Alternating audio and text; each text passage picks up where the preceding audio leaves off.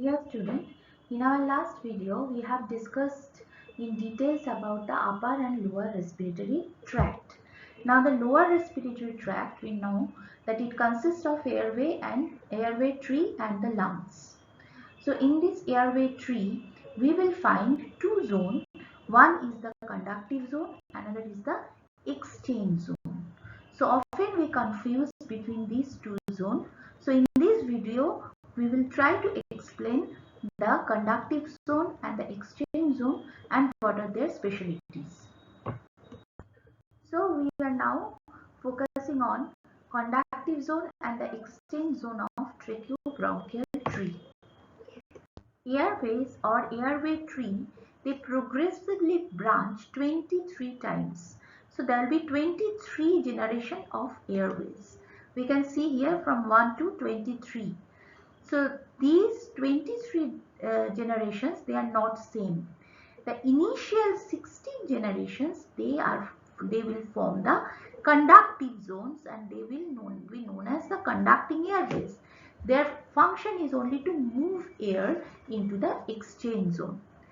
From 17 to 23, these generations, it is in the exchange zone or the respiratory zone which actively participate in the gaseous exchange.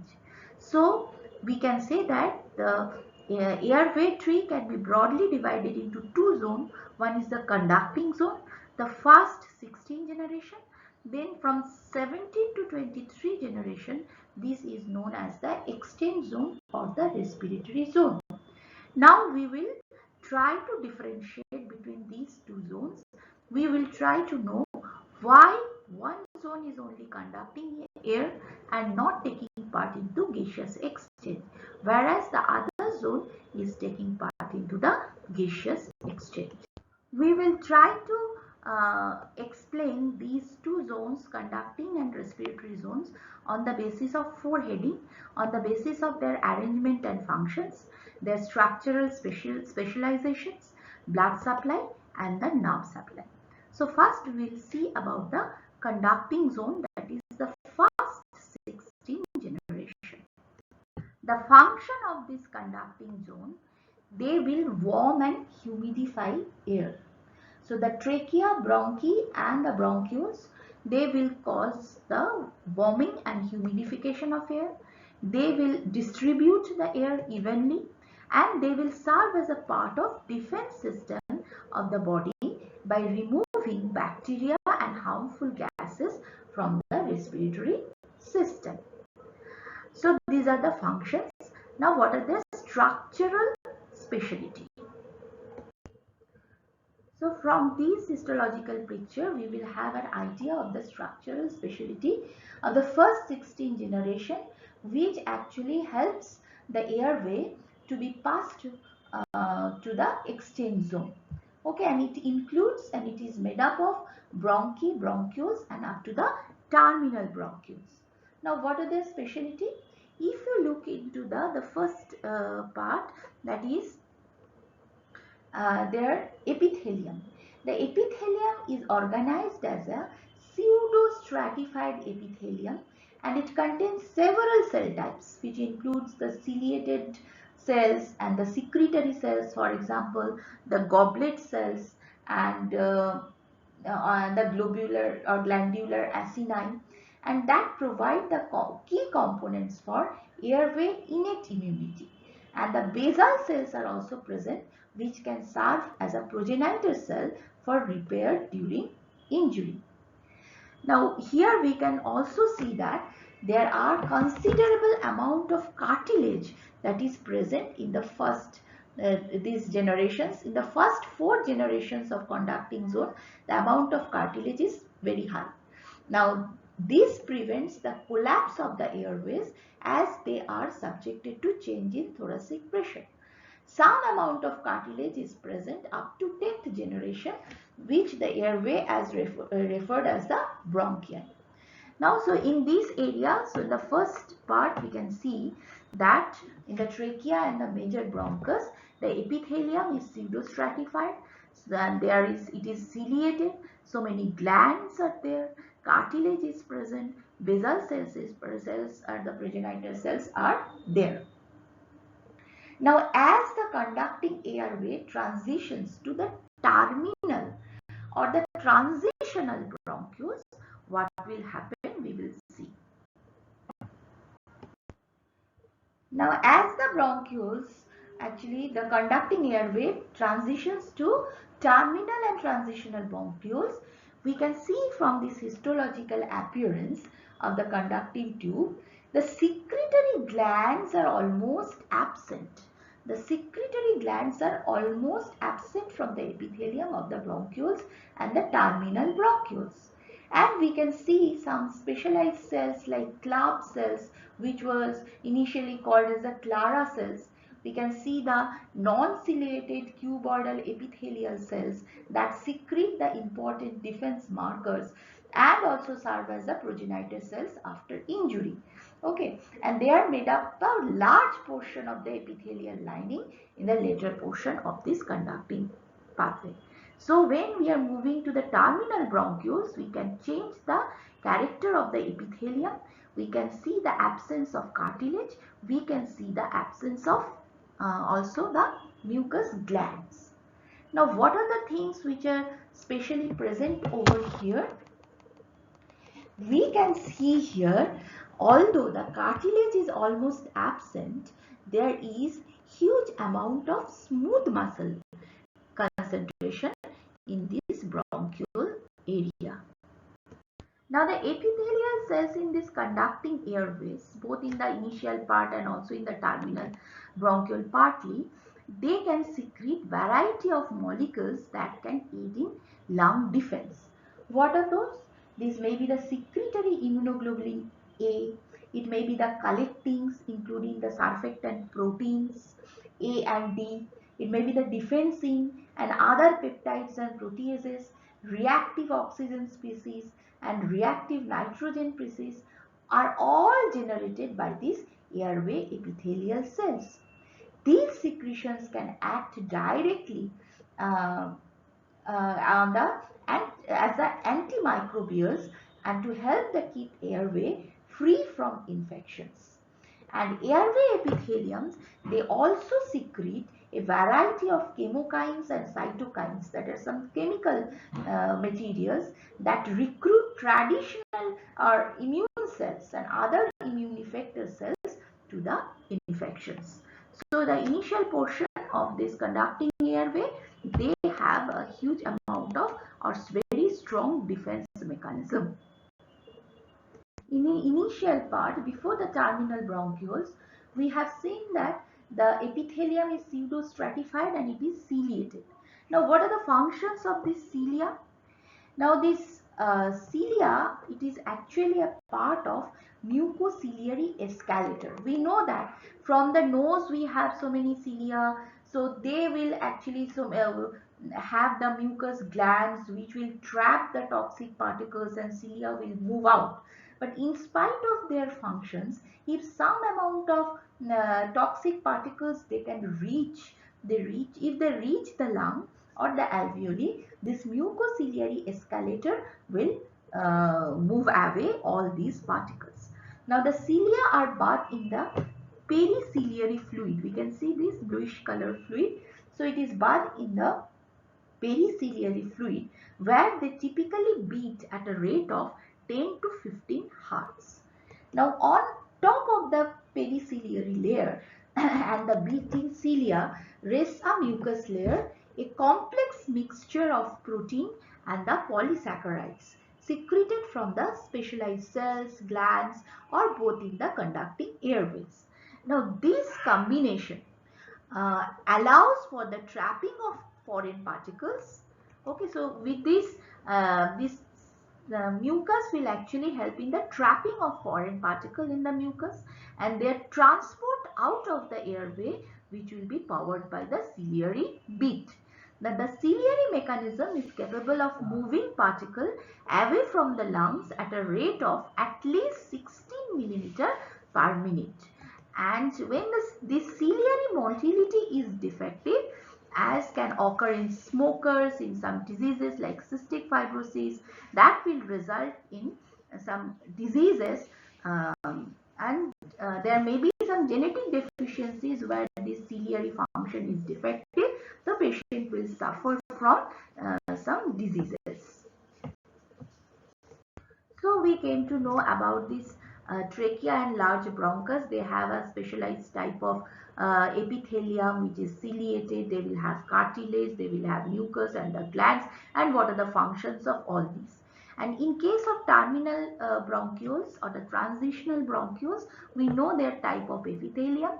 They will lack any kind of cartilage and they will not have mucus glands. But instead, what will they have? Smooth muscle plays a more important role and cartilage when the cartilage is largely absent. Okay, so this is the bronchial smooth muscle. And as the bronchial smooth muscles, they are innervated by the autonomic nervous system, and these bronchial smooth muscles, they will maintain the bronchial tone, or they will contribute to the patency of the bronchus. Okay, so these smooth muscle, they will contribute to the patency of the bronchus, and this site, that is the terminal bronchioles, is the site of major bronchoresistance, resistance of the bronchial bronchus. Okay, now we know that these smooth muscles, they are autonomically innervated, and in addition to that, their contraction and dilatation will be considerably influenced by chemicals and hormones and some inflammatory modulators like cytokines, adenosine, substance P, histamine and VIP. Okay, so now first we will see how they will be affected by the innervations or the nerve supply. Smooth muscles, the bronchi and bronchioles, they are innervated by the autonomic nervous system. There are two types of autonomic nervous system. One is the sympathetic system, another is the parasympathetic system, where vagus is the major nerve. Now the parasympathetic stimulation will cause bronchoconstriction, which is mediated by the muscarinic receptors that are plentifully available in the bronchial tree. Whereas the sympathetic stimulation will cause bronchodilation, and it is mediated by B2 receptors that are present in the bronchial epithelium and the smooth muscles. So activation of B2 receptor increases bronchial secretion and alpha 2 receptor inhibits secretion. Okay, so also there is a non-cholinergic nor adrenergic innervation of the bronchioles that causes bronchodilation, which is most likely mediated by the VIP, vasoactive inhibitory peptide. Now another point is important. Sudden entry of cool air into the respiratory tract, it produces bronchoconstriction. Sometimes exercise also, they can induce bronchoconstriction, which could be due to entry of cool air into the bronchial tree due to hypoventilation that occurs during exercise. And interestingly, there is a circadian rhythm for bronchial tone with maximum dilatation occurring at 6 p.m.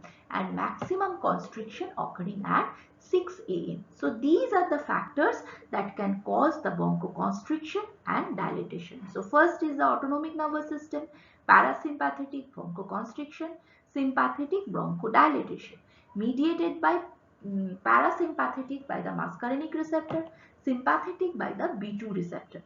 Now, it can also be constriction and dilatation can also be affected by inflammation, by chemicals like cytokines, by the substance P, histamine, and also during exercise it can be affected, and even the circadian rhythm of bronchial tone can also affect this bronchoconstriction. At a certain time of day, that is during the evening at the 6 p.m., there will be maximum dilatation, whereas maximum bronchial tone you will find during the morning at around 6 a.m. So now we know, as these airways, they will progressively bifurcate or progressively they will form more and more generations in this conducting zone. What are these changes that will happen? The airways will become smaller, narrower and shorter, and the amount of cilia will decrease. the number of mucus secreting cells will decrease, the quantity of submucosal glands become less, the amount of cartilage in the airway wall it will decrease, and the quantity of the smooth muscle it will increase. So these are the changes that will take place as we move in the forward directions from smaller bifurcations to the larger bifurcations or the generations. And now we will, after terminal bronchioles, we are going to enter into the next zone, that is not the conducting zone, that is the exchange zone. We want to know the speciality of this zone in the terms of again the four headings, that is what are the cells, what are their special character, what are their blood supply and their nerve supply. Now the last 7 generations of airway from the respiratory zone form the respiratory zone, and it is the site of the gaseous exchange. Okay, so what are the arrangement and functions? The respiratory zone consists of respiratory bronchioles, alveolar duct and alveolar sac. Alveoli start parting off from the bronchioles from these 17th generations. Bronchioles from 17th to 19th generations are called the respiratory bronchioles. From 17 to 19, these bronchioles are known as the respiratory bronchioles. With each descending generations, number of alveoli increases, and generations 20 to 22 are the alveolar ducts that finally terminate in the alveolar sac.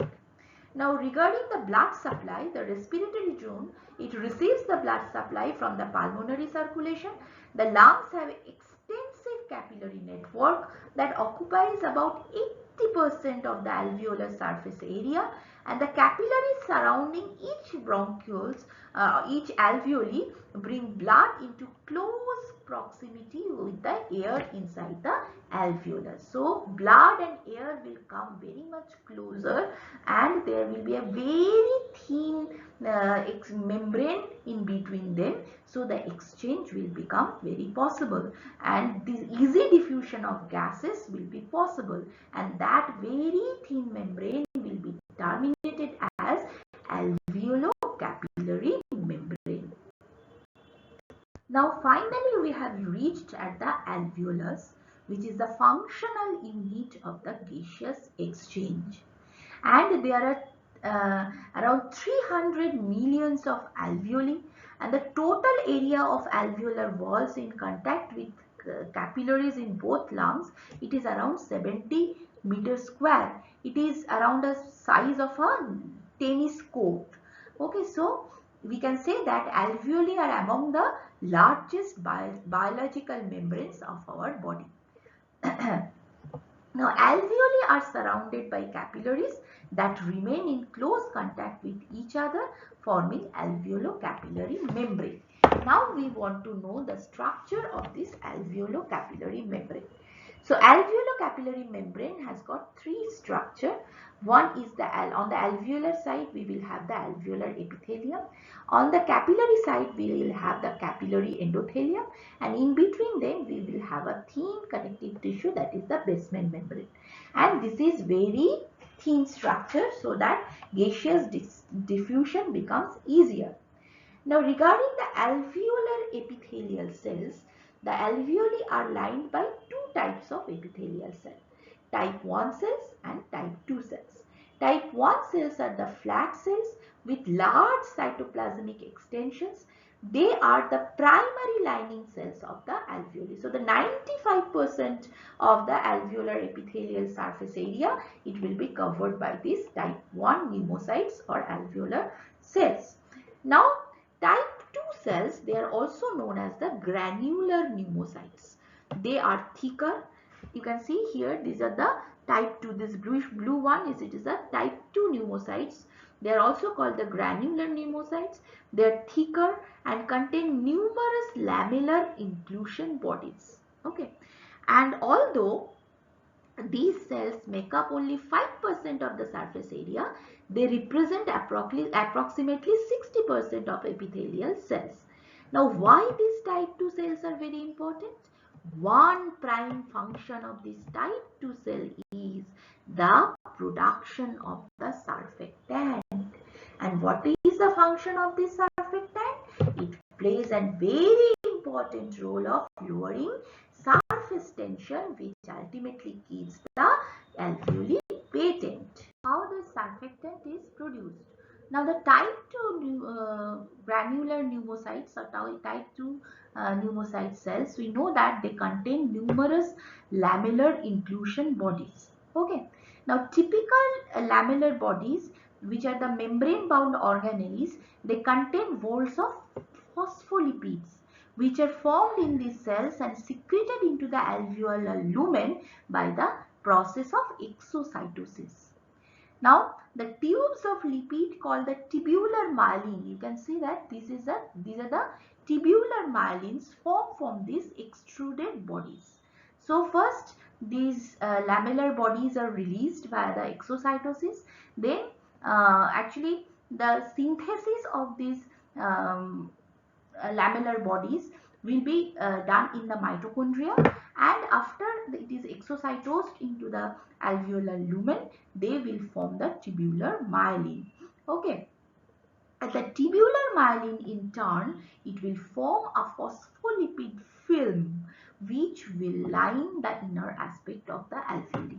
So this is the alveoli and this is the capillary. In between them we have the very thin alveolo-capillary membrane which consists of alveolar epithelium, capillary endothelium and the intervening basement membrane. Now in these alveoli we have two types of epithelial cells. Among them, type 2 cell will release the surfactant and this will reduce the surface tension. Now we want to know that how this surfactant is actually arranged in the alveolar lumen. Now these surfactants are actually the phospholipids. When we will run about the surfactant, we will see they will contain the DPPC. The major component is the dipametoyl phosphatidylcholine. So like all phospholipids, they will have the hydrophilic end and the hydrophobic end. Okay, now these surfactant phospholipids, they will be organized in the tubular myelin and they will subsequently form a monolayer of phospholipid at this air liquid interface. We can see that inside this here we have the air. So here in this direction the hydrophobic end is directed, whereas in this area we have the fluid. So the hydrophilic end of the phospholipid, they will line up in this way. Okay, so the phospholipids of the surfactant, they line up in the alveoli with their hydrophobic fatty acid tail facing the alveolar lumen, and these surfactant they will face their hydrophilic end will face the hydrated side. Actually they are present at the air liquid interface of the alveoli, and the surfactant layer, it plays an important role in maintaining alveolar structure by reducing the surface tension. Now other than these type 1 and type 2 pneumocytes, the alveoli also contain some other specialized cells including the pulmonary alveolar macrophages or alveolar macrophages, lymphocytes, plasma cells, neuroendocrine cells and the mast cells. Pulmonary alveolar macrophages are an important component of the pulmonary defense system. Like all other macrophages, they take origin from the bone marrow. They are actively phagocytic and ingest small particles that evade the mucociliary escalator and reach the alveoli. They also help the process of inhaled antigens for immunologic attack, and they secrete substances that attract the granulocytes to the lung as well as substances that stimulate granulocyte and monocyte formation in the bone marrow. Now, pulmonary alveolar macrophages, its function can also be detrimental. When they ingest large amount of substances in cigarette smoker or in other irritants, they can also release the lysosomal products into the extracellular space and cause inflammation. Okay, now the alveoli are surrounded by pulmonary capillaries. In most areas, air and blood are separated only by an alveolar epithelium and capillary endothelium, and the distance is only 0.5 micrometer. So we can understand the thinness of this alveolo-capillary membrane, and it facilitates the diffusion of gas or exchange of gas. That is the reason this part lies into the respiratory zone or the exchange zone, whereas the other part, which contains cartilage, smooth muscle and other things, they are not that much thin, they are only the conducting zone. And we can say that the part of this airway which does not take part in the gaseous exchange, we will denote them as the dead space or the anatomical dead space. This video explains the difference between the conducting zone and the respiratory zone or the exchange zone. These are the references. Thank you and subscribe to the channel.